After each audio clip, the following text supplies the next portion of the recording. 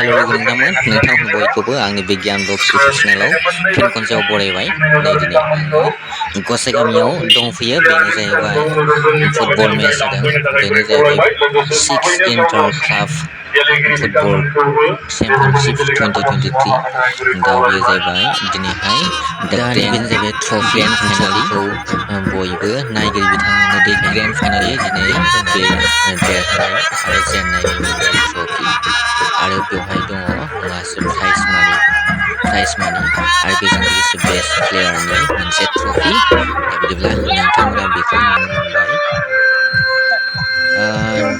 बेजों लोगोसेनो दिनैनि बे बादायलायनायाव गासै जोंनि नसुंसे हादोर भुटान रायजोनिफ्रायबो जायनाखि भुटान रायजोनिफ्राय बिथांमोनाबो गावसोरनि पारफरमेन्स खालामफैदों दा बेखौ नुनो मोनदों दा अब्ला दिनैनि खेलायानो जाहैबाय खायलाबारि हान्टार FC बेनो जाहैबाय बामोनगावनिफ्राय आरो बेनिफ्राय मोनसे हान्जाया जाहैबाय गोजोनफुरि बङाइगाव गोजोनफुरिनि बिथांमोनहाबो गावसिनि टिमखौ लानानै जोंनि बे गेलेग्रा फोथाराव एन्टार जाबाय बिनिफ्राय जोङो दान्दिसे समनि उनावनो जोङो खेलाखौ नुनो मोनगोन बिनि सिगां माखासे मोसाखावरि हान्जा दं आरो नैबेनो जाहैबाय सापागुरि रौमारिनि सिफुं आफाद बे सिफुं आफादनिफ्रायबो बिथांमोनहा बाहागो लाफैदों मेइनलि बे सिफुं आफादनि गासै सोद्रोमाफोर आरो गासै फावगिरिफोर गासै महरगिरिफोरा गासैबो हिन्जावफोर गोजा बेवहाय बिथांमोननि हान्जायाबो दासिमावहाय जोबोद मुंदांखा जानो हादों आरो मोनफ्रोमबो हाबाफारियाव बिथांमोनहा बाहागो लाबाय थानायखौ नुनो मोनदों अब्ला दिनैनि बे 6 इन्टार क्लाब फुटबल टुर्नामेन्टआवबो बाहागो लानायखौ नोंथांमोना नुनो मोनबाय अब्ला जों नायनि आरो जोंहा खेलाखौ जागायनायनि सिगांनो दान्दिसे नेसनेल एन्थेम जाय जों दङ बेखौ खननानै जों नैबे दिनै हाबाफारियाव बेखेवनाय जाबाय दा अब्ला खेलायाथ' जागायबायानो मोननै हान्जाजों नारा नाथा गेलेलायगासिनो दङ जोबोद नायगिरिफोरनि लोमसावनाय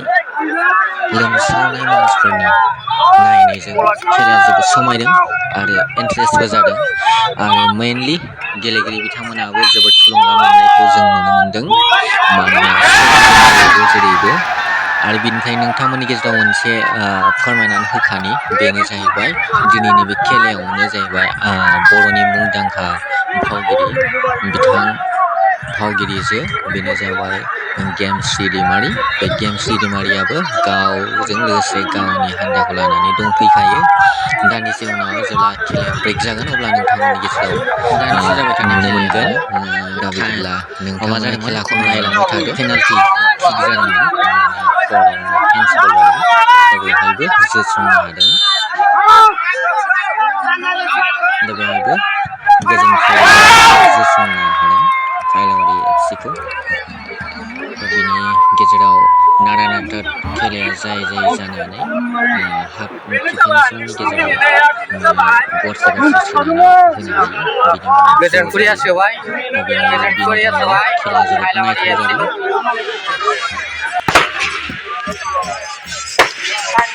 बिनिफ्राय खेलाया जेब्ला हाफ टिफिन जायो बे हाफ टिफिनाव फार्स्ट हाफनि उनाव रेस्ट समाव मोनसे नोंथांमोना जायखौ नेनानै दंबाय थायोमोन आरो रायजो राजानि नेनानै थाबाय थानाय बेनो जाहैबाय मिस गेमस्रि दैमारि दा बे मिस गेमस्रि दैमारियाबो गावनि पारफरमेन्सखौ दिन्थिनाय जायो दा बयबो बयबो गोसो गुदुङै बिथांखौ नेनानै दंबाय थायोमोन लोगोनो बयबो गोसो बुंफबनायजों खुसिजों बयबो नायो आरो बेनिफ्राय गावनि गोजोननायखौ लानो हायो दा बेवहाय बिथांनि थाखायनो जोबनो गैयै आइजोफोरजों लोगोसे गासै फुटबल मोजां मोनग्रा बिथांमोना नायफैदों लोगोनो बेवहाय जोबोद बाख्नायथाव जादों दा बिथाङा दोंनै मेथाइ मोसानानै नायगिरि बिथांमोनखौ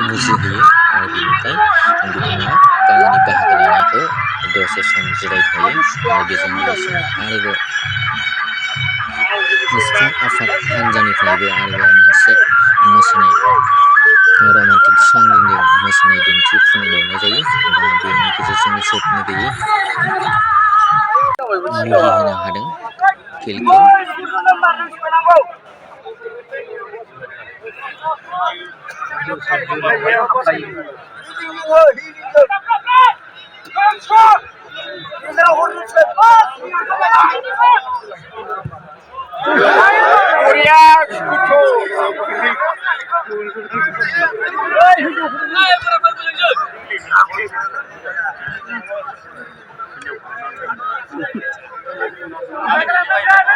Saya nak dengar dah.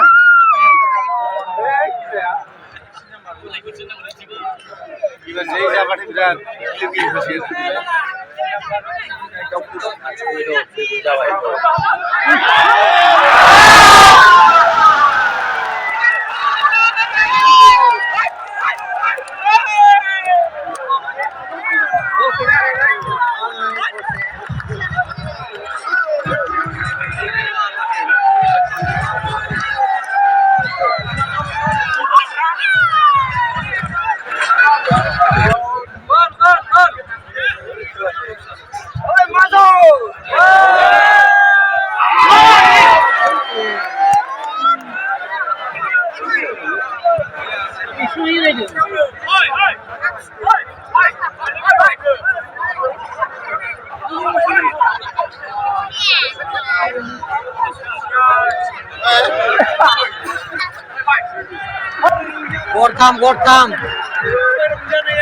Gortham.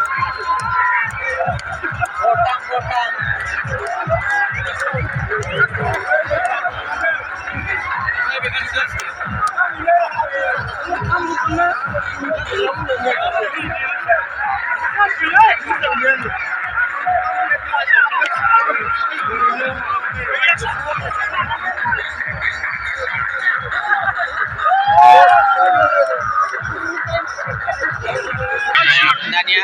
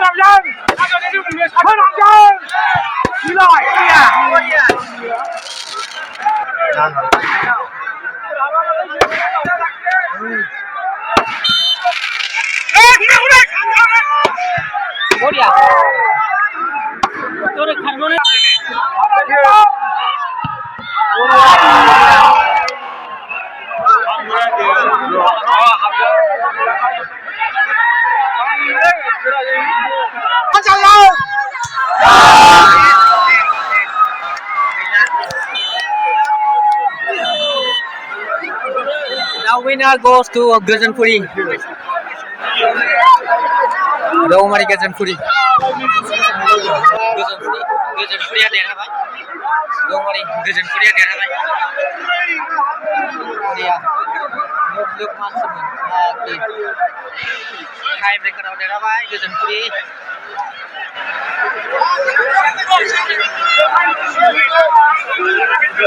दानिया प्राइजखौ नायनि प्राइजखौ आं नोंथांमोननि गेजेराव देखायगोन मा मामोन ट्रफिखौ विनार ट्रफि बेखौ आं नोंथांमोननि गेजेराव देखायगोन दा बिदिब्ला नायलांबाय थादो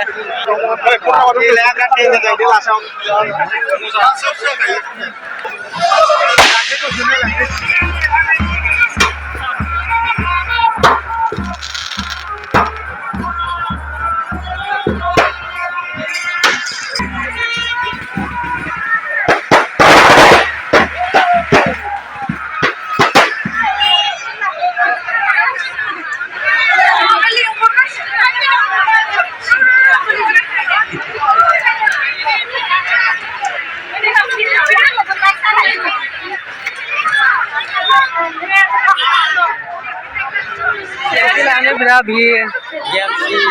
गेम गेमारिजों स्टार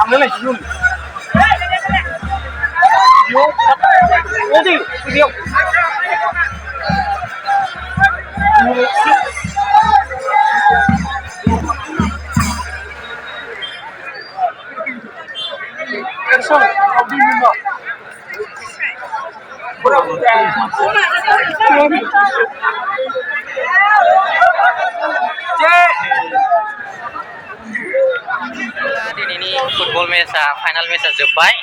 दा बिदिब्ला जोङो नायबाय बेनिफ्राय जों गेम दैदेमारि बिथांखौबो जों नायबाय नुबाय